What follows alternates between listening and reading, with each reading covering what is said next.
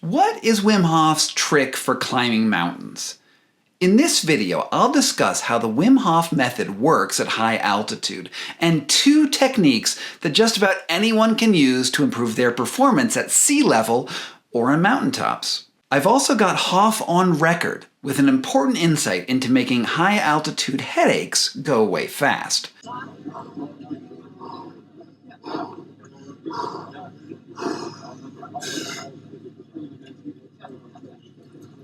Just make it go away. Squeeze in the hat, make it go away. But don't try that at home just yet. Give me a chance to explain what's going on. If you found this video, you probably already know something about Wim Hof, but just in case you haven't heard of him, he's a daredevil fitness guru known for a bunch of mind-boggling feats in the cold water and on mountaintops. He hangs out in barrels full of ice for rather long periods of time and has run barefoot marathons across Arctic ice. There's a show on the BBC about him, and both Gwyneth Paltrow and Joe Rogan are fans. For better or worse. He's also known as the Iceman for a good reason. I first heard about Wim back in 2008 when he made his way 2/3 up Mount Everest while just wearing sneakers and shorts. That seemed like a pretty impressive feat considering all of the people who die on Everest every year from cold exposure and lack of oxygen. Yeah, he had some frostbite on his toes and had to abort below the summit, but still, he made it to over 24,000 feet, which is a remarkable achievement all on its own. Now, I've known Wim personally since 2011 when I attended his first ever training session at a dilapidated training camp in the mountains of Poland. At the time, I was on assignment for Playboy magazine to debunk his seemingly outlandish claims, but my plan didn't work. Instead, I ended up writing a book called What Doesn't Kill Us about how his extreme-looking methods actually live up to most of his claims. There's a link to that book in my newsletter down there in the doobly-doo, but that's not really what this video is about. By 2016, I'd been practicing Wim's breathwork and his cold exposure for about 5 years and had experienced some amazing changes in my own cold tolerance and my anxiety levels. An autoimmune condition that had plagued me since my childhood went into remission, and I was feeling overall much more resilient than I ever had before. But there was something missing from my training. I wanted to see how far I could take the lessons I'd learned from Hof and apply it to a feat of resilience that pretty much anyone could understand was extraordinary. It turned out that Wim was leading an expedition up to the top of Mount Kilimanjaro in Tanzania, and I managed to tag along. Luckily, at least a few people were shooting video, so I could explain exactly how insane a project this actually was. So the normal ascent is between 5 and 8 days to get to the summit of Kilimanjaro. We're doing it in 2. When I asked the U.S. Army's environmental unit what our success rate should be, they said we would have about 60 to 75% of the people in this group come down with acute mountain sickness. Here's the thing about Kilimanjaro. The hike itself isn't technically difficult. The routes are well known. There aren't any places where you need ropes or ladders or ice axes. The challenge is how your body deals with the lower available oxygen with every step that you take. Doing it safely means taking acclimation stops that allow your body to ramp up red blood cell production. As a rule of thumb, more red blood cells mean you can tolerate altitude better because they store and transport oxygen. Now, acute mountain sickness, or AMS, happens when the body starts to shut down when it doesn't have oxygen in the tissues. Everywhere in the Earth's atmosphere is about 20% oxygen. However, as you go higher in elevation, the atmosphere gets thinner, which means that there's more space between the air molecules. At sea level, one breath brings in about 20% oxygen. However, where I live in Denver, Colorado, the so-called mile-high city, a typical lungful only brings in about 17% O2. Now, for most people, this isn't a huge problem, but sometimes people coming from sea level to here can get headaches in the first few days that they're walking around my city. Now, that situation changes dramatically at 10,000 feet, where almost everybody has some trouble adapting, especially over the period of days. Typical early symptoms include headaches, dizziness, and a general sense of lethargy. But at roughly 19,000 feet, Kilimanjaro's air is half as thin as at sea level, with only 10% oxygen saturation. This means that each lungful of air delivers less oxygen to your tissues. For a few minutes or even hours, this isn't much of a problem, but the effects compound over time, and what starts out as a small oxygen deficit builds up quickly until organs start failing. About 10 people die on Kilimanjaro from acute mountain sickness every year. Now, what we were doing was considered dangerous because our bodies wouldn't have time to adapt. We were just going non-stop to the top. Our plan was to make it to the summit in just 30 hours. As I said earlier, the Army's environmental unit said we would likely have to abort after 60% of our group came down with AMS. Meanwhile, the Dutch Mountaineering Association was a little more to the point. They predicted we would all die. That was pretty harsh stuff, but we were sure that we had a solution that would work. It would all come down to how we planned to breathe on our ascent. I'll let Wim explain first. All right, Wim, tell me what we do. How do we breathe when we're on the mountain? Yes. First of all, we need focus. And the second one is the neurotransmitters. So breathe consciously. And that means breathe more than you feel is necessary. You do it consciously, because then you supplement more oxygen inside of your body. The plan might sound a little insane at first.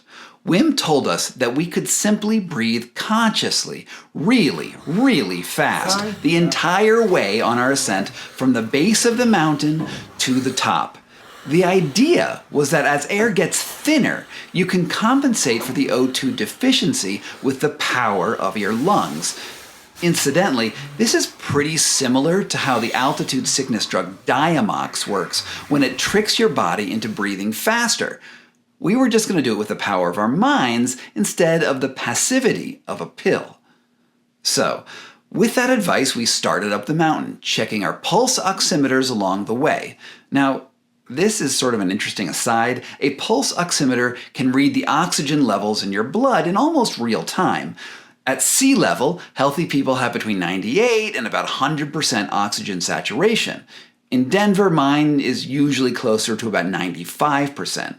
Now, those ranges are normal, but when you start going below 90% for long periods of time, you can start to get tissue damage. Now, while we planned to breathe hard all the way up, we also checked our oxygen saturation about every half hour. Occasionally, the reading would come into the mid-80s, and we would feel groggy or our vision would dim. At that point, we would stop and breathe rapidly for 90 seconds. It would look like this. And after 60 or 100 breaths, we would check our O2 again, and if it popped back up into normal ranges, we knew we could keep moving forward.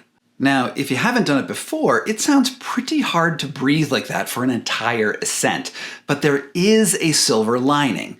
When the air gets thinner, it also gets easier to breathe. You don't have to move as much gas through your lungs and don't end up putting as much effort into every breath. Even so, personally, I don't have the stamina to keep it up for a full 30 straight hours, so we did plan on one short stop for dinner and then a nap at the end of the first day. And we had to figure out a way to keep our O2 saturation up while sleeping. And that's kind of hard to do when you're unconscious. So we had to sort of hack it a little bit. This meant we did focused Wim Hof breathing for about 15 minutes before bed. We skipped the breath retention part, and then we slept with the window open in the cabin so that all those people who were breathing together wouldn't build up carbon dioxide in the cabin's atmosphere. We also woke up in the middle of the night to do one more round of intensive breathing just to sort of maintain those higher levels. The idea was to consciously and forcefully keep our O2 higher as much as possible. Admittedly, this is a little bit of a hack. I mean, if we stopped breathing consciously, we could have been in a lot of trouble. Mountaineers take acclimation stops in order to give their bodies time to ramp up red blood cell production. More red blood cells means more available oxygen for tissue. But our group was intentionally skipping that step by overbreathing the whole time. This means that we weren't building up red blood cells at the same rate. And if we stopped that conscious breathing, our O2 levels would predictably plummet into a dangerous area. So, if you try this method, it might let you skip the acclimation period, but the trade-off is that you're committing to breathing hard the whole time that you are on the mountainside. So that was a basic plan. But Wim did teach me one more hack that I found incredibly useful several times on our ascent. It's a method to almost instantly get rid of an altitude headache caused from that low CO2. But I have to warn you, if you're at a normal altitude right now, this will not work the way you want it to. It won't work the way I'm describing it. In fact, it'll very likely make you pass out, so do not try it right now. Again, here's Wim explaining it. Just make it go away. Squeeze in the head, make it go away. Lift up the CO2. Wow. Hey, man. Nice. It's nice in the same run. It's nice. Now you can see in that video, Wim is actually performing this maneuver where I said you shouldn't at the base of the mountain, and he gets predictably pretty loopy and blissed out. This is happening because the air is really thick where we were, and he's essentially performing what people in the Wim Hof method community call, quote, DMT breathing, which causes small psychedelic experiences. Again, that's an interesting technique all on its own, but it should never be done standing up since it's incredibly easy to pass out. However, when you're above 10,000 feet or so, that breathing maneuver works incredibly well to stop headaches in their tracks. Since Wim's explanation was a little loose and hard to follow, let me explain how it works when I do it. First, overbreathe with a normal Wim Hof method superventilation. Take 15 to 60 rapid breaths and then stop where you're standing and fill your lungs to their maximum capacity. Then, squeeze all of your muscles starting at your feet, your legs, your abs, your chest, all the way up to your head in sequential order, while you visualize how all that blood is being physically forced to that area in your skull where you feel a headache. It looks something like this. You breathe a lot. Deep breath. And I'm not going to actually do the press here because I will pass out because I am at too low of an altitude. But it's... And I'm pointing at this point in my head where it's super painful, and all that blood goes right to that point and your headache magically goes away. I can't exactly tell you how this works, but I'm going to make a guess here that the headaches occur when certain areas of the brain start to suffer from the effects of O2 depletion. The overbreathing brings your oxygen saturation back up into normal ranges, and the squeeze delivers a higher concentration of that blood to your brain. The maneuver also spikes your blood pressure for a short period, which is why it can make you pass out when you're at sea level or in Denver. So, now you know our secrets. We breathed hard the entire way up the mountain and made it to Gilman's Point, about 100 feet below the true summit, in just 28 hours. As you can imagine, I was pretty excited by this feat, and this is me at my moment of glory. We made it to the top, which is Gilman's Point, which is basically the top of Kilimanjaro minus possibly one small little detour we could have done there, which was maybe a tiny bit more, but we have done it with the Wim Hof himself. I'll be honest, it wasn't easy, but it was absolutely worth it. Kilimanjaro We killed the Acute In 28 hours. in 28 8 hours. hours from... Which is a record, right? That's a record. That's a record. It's a record. 28 hours, no acclimatization, just breathing, and no one fell and died, which is also very good, because I almost did that once or twice. All right, here we go, going down. Okay. Again, I want to repeat my warning and really urge you not to use the headache technique at your computer right now while driving a car, operating heavy machinery, sailing a boat, floating on a blimp, or flying an aircraft. Trying it in water will lead to you drowning. You can, however, maybe try it on your floor right now if you want to work on a headache that you have, but be aware that in some rare cases this could cause tinnitus. I have a video about that for more details if you want to go check it out. My hike up Kilimanjaro with Wim Hof is the climax of my book, What Doesn't Kill Us, and there is a lot more to the story. There are also breathing techniques and cold exposure protocols that I haven't been able to fit into this video. Give it a listen on Audible if you want to hear why our entire group almost descended into mutiny on the mountainside and what tricks I used to keep hypothermia from setting in because, oh yeah, I was also shirtless almost that whole time. I'm including a link to my newsletter down below, which you should really sign up for. It's free and I send out notifications of new videos, book recommendations, and other projects that I'm working on that don't end up on this channel. Please like and subscribe and let me know what other topics you'd like me to cover on this channel. Thanks so much for watching.